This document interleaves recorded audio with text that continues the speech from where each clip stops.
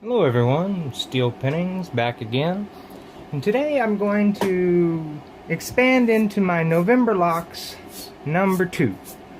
And I have a fairly special couple of locks for y'all today that I picked up from eBay. And this one here is quite special. Let me go ahead and zoom in just a touch. It's quite special because it's a Sargent Keso, but it's even more special because it's an IC core Sargent Keso. And my only problem is I don't have, as you can see there, how it locks. My only problem is I don't have the control key. I need another key that's about a, I don't know, 1/8 of an inch longer to engage that last pin and remove the core. I managed to get it by pulling off the back, putting in the operating key, and with the back off you can reach in with a pick and push up that last pin and engage it yourself, and I went ahead and pulled it out. I wanted to leave it like that just to show everybody how it goes. Oops, yeah, sorry, gosh.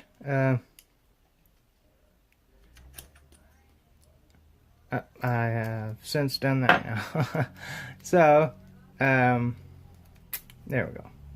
That's how it works on that one. Nonetheless, I wanted to move on from the Keso onto my Medico. And I picked up this Medico from the same guy I picked up my Medico cylinders from before, that Jeff Moss was going to help me find keys for, or at least determine the keyways that I had here. And give everybody a look at the keyway.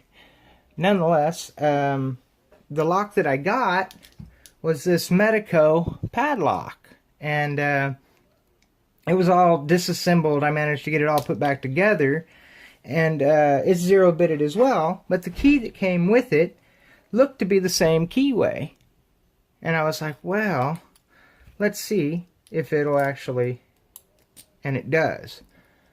But this one's zero-bitted, but nonetheless, the only distinguishing mark on this key is a little bitty 1 right there in that corner. Other than that, it's just the normal markings of a key. So I don't know if this can help Jeff figure out the name of the key, which kind it is. Help distinguish exactly the keyway. I appreciate that, and nonetheless, the just checking, please, thank you.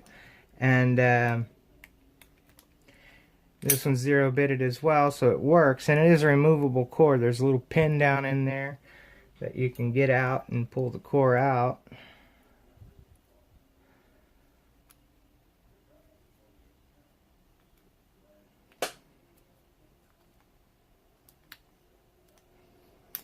Kind of difficult.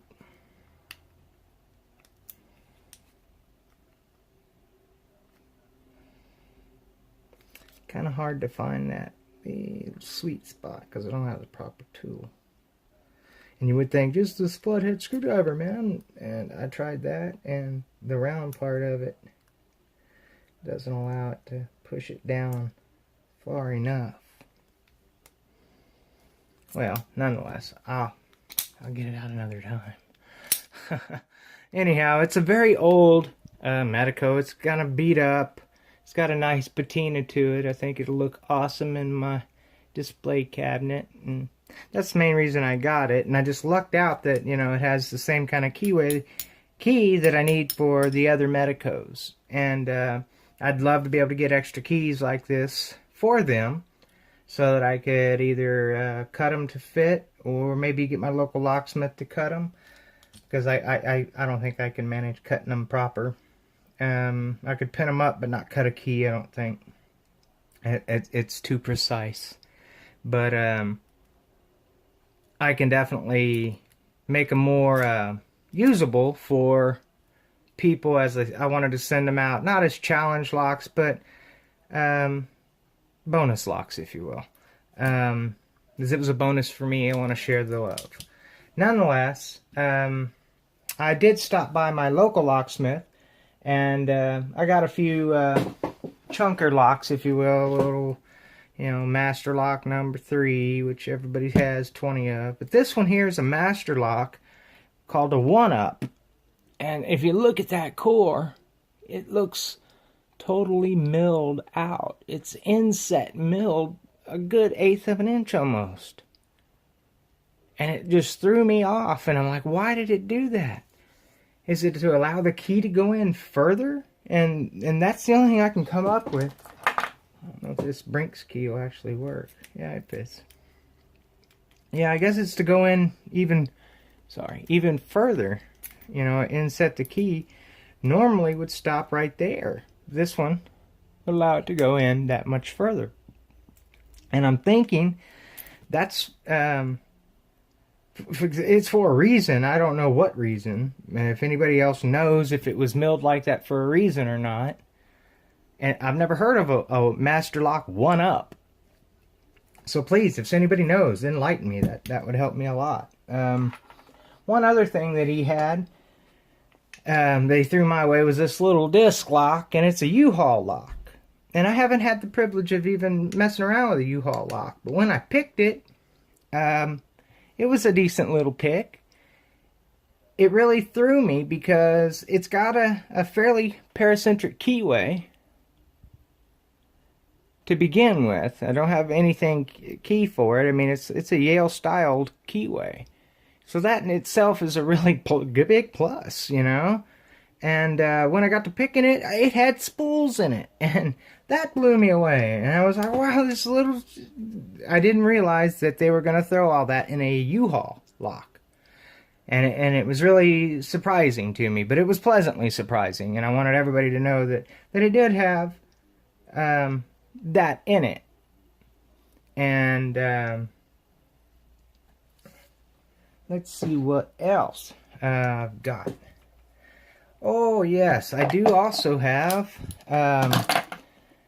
this lock that I pinned up before and sent to Pick Me, 1977. I think he enjoyed it, and I told him I was going to get some more, and I got some more with some even more radical bitting to them. And I'm going to cut them up nice and nasty. And I'm going to send these out too. As you can tell, it's got pins on both sides, so that makes it very difficult to begin with. And they're all on the same level too, so even worse.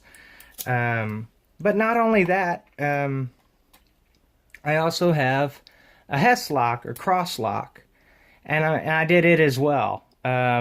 As a challenge lock, and I'm going to send them out. I have a couple of them I'm going to do up and see what everybody thinks of that as well. They are even more of a nasty you-know-what when it comes to gutting. Very difficult because all of the pins are all the way around it, and they're all coming in at the same angle at the same time. And it's so difficult to get them all in and out and one at a time. It's very difficult. But that's also another one. If you don't think you can gut it and get it back together, I don't suggest trying. Be very confident. I also managed to come up with these. And these are even more special because they have the crooked little, well, you just call it the smiley face lock or something, right? Yeah. But the coolest part about this is, yeah, you could probably use the center of it as a tension, but the pins are coming in from both sides, and there are 1, 2, 3, 4, and 1, 2, 3, 4, 5. So 5 on one side and 4 on the other. 9 pins. They're coming in at both sides, and only one spot you can tension from, and it's definitely going to hinder how you pick. This one is really got to me. I had a hard time with it. And the tolerances in these, they're cheap Chinese locks. And the tolerances, as you can see, getting nice and close, how much that little core bounces around in that. Yeah, so the tolerances aren't there. So it should be an easy pick if you can find a way to tension and get those pins. And trust me, I am going to take it apart and cut those pins. So it's going to be a little more difficult than you think. Let's see what else I got. I managed to come up with a few little knickknacks for add-ons. I got these, and I got them for myself at first as segmented followers. And there's several different sizes. They are bolt caps. And, you know, make the tip of your bolt looks pretty instead. Maybe on your motorcycle, whatnot. And I managed to size up a few of them to fit standard and American locks.